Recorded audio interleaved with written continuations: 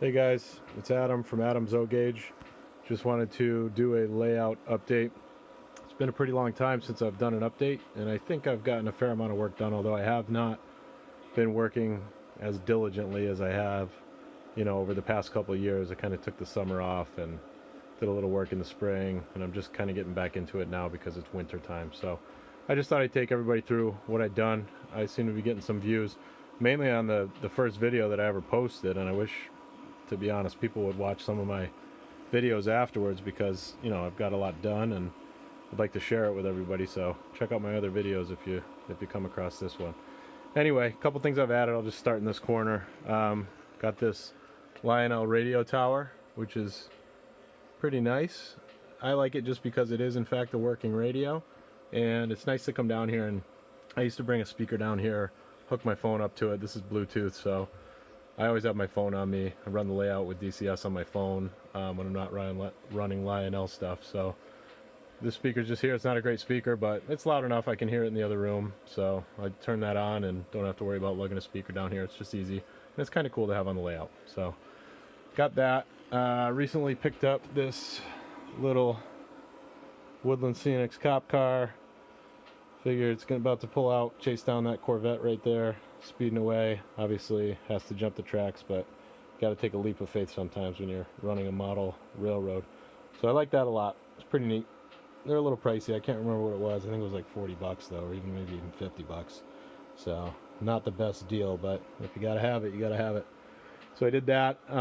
Some of the more major things I've done on the layout is right here. This river, obviously not done.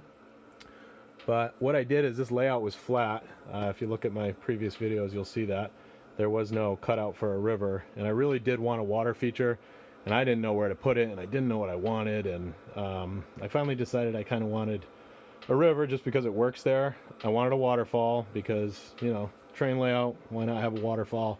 So I was able to just figure out and jimmy rig this thing. So I just cut the layout, basically a hole in the layout with a sawzall, or no, a jigsaw, and then I put a piece of hardy board underneath it, and then I had my kind of rift for the river. I then put some plaster down on the bottom, painted it, and I wanted it to look green and brown like the river I grew up next to, which was the Susquehanna, and I think I accomplished that pretty well. So it has some darker spots, and I put some ripples in it. It might be a little tough to see on the camera, but I like it. I think it came out great. Here's my waterfall, which is pretty neat, cascading down. Got some rocks, got some nice ripples in the river there. And I used the Woodland Scenics realistic water, and then the Woodland Scenics realistic water effects, I believe it's called, for the waterfall.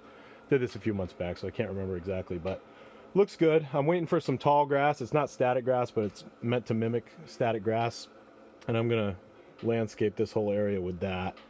I took this mountain that I had in the corner where that Lionel radio tower is, and I just put it there. I don't know where it's gonna go. I'm not sure if it's gonna stay there. I think it looks a little out of place, but it's just sitting there for now until it finds a new home. I'm definitely not trashing it. I'm real proud of that mountain, so it's gonna be there. I don't know, maybe I can kind of build it into the landscape with some trees surrounding, or I don't know what I'm gonna do, but I never really do, and it usually comes together pretty well. So did that river, happy with that.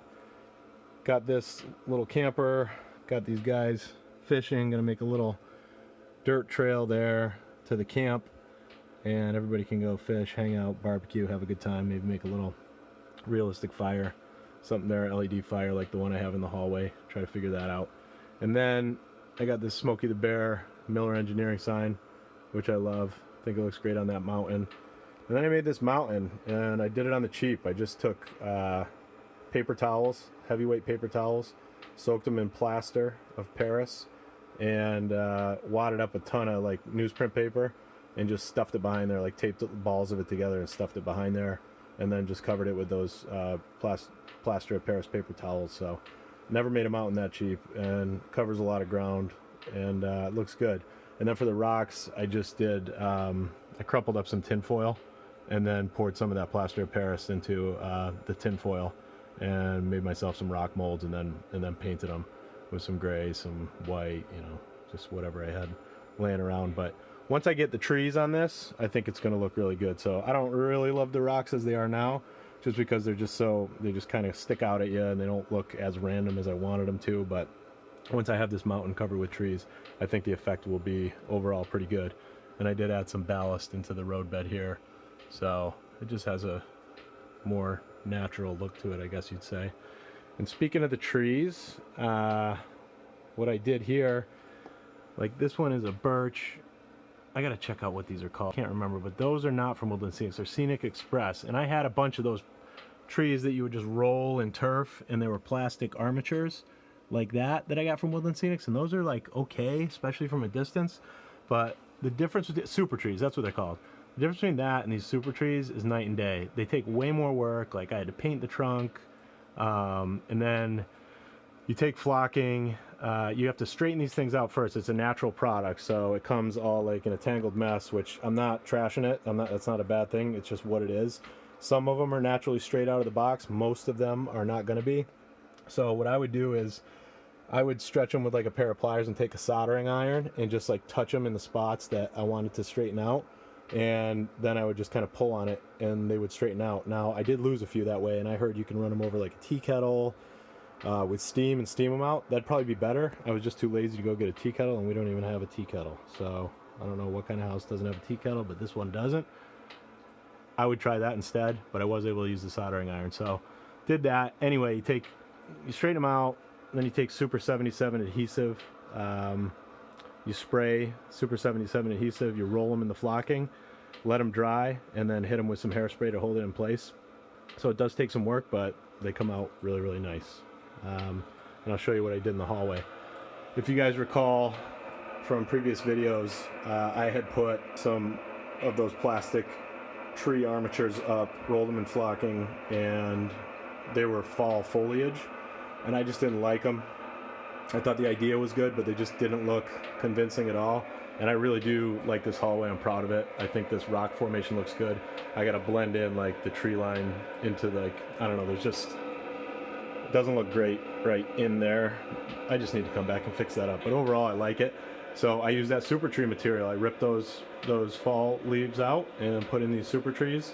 And it took some time, took a little work. I hate going back and redoing stuff, but in the end, it was well worth it. So I've got some pine trees in there as well, which are not super trees. There's some other product they're pre-made, but they look good. I got them at a train show up in Agawam, Mass. So there is the hallway section right there. And then in here, I've definitely done a few things. I don't think I've shown anybody this.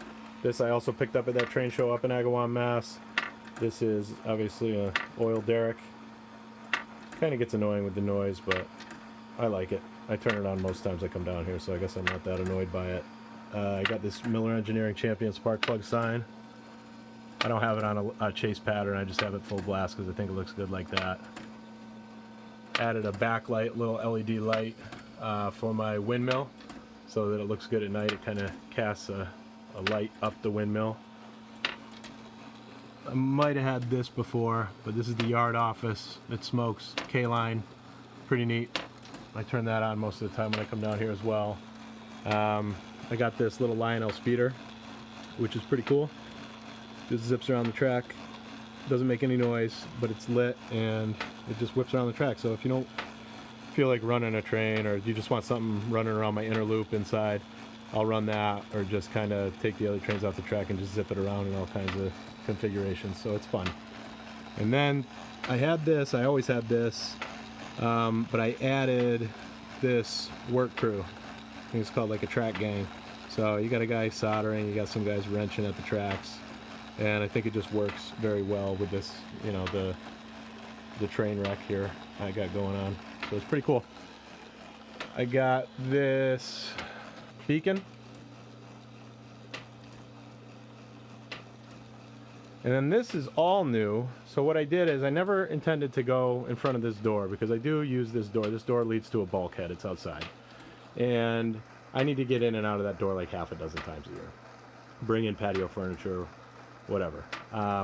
So what I did is I made a cantilevered section here, and there's no legs on this. I'm not going to explain the whole way that I did it. If somebody really wants to know, they can hit me up later, and I probably would have done it differently anyway. And I got to tack up some wires and stuff. But essentially what I can do is just slide out this section. So I take the trains off. This is secured. The Morton Salt Factory is secured. Take the trains off the tracks, which is no big deal. Unlock it and just pull this whole section out, store it underneath the layout. I can get in and out of that door. The whole thing takes about 5 minutes, so pretty slick and gives me some extra yard space, and it just looks better on the layout.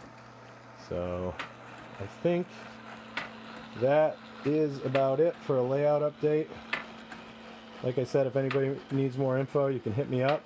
And I'm just going to hit pause here, and I will just show you the train run around the layout once or twice, because that's what I like to see when I watch train videos.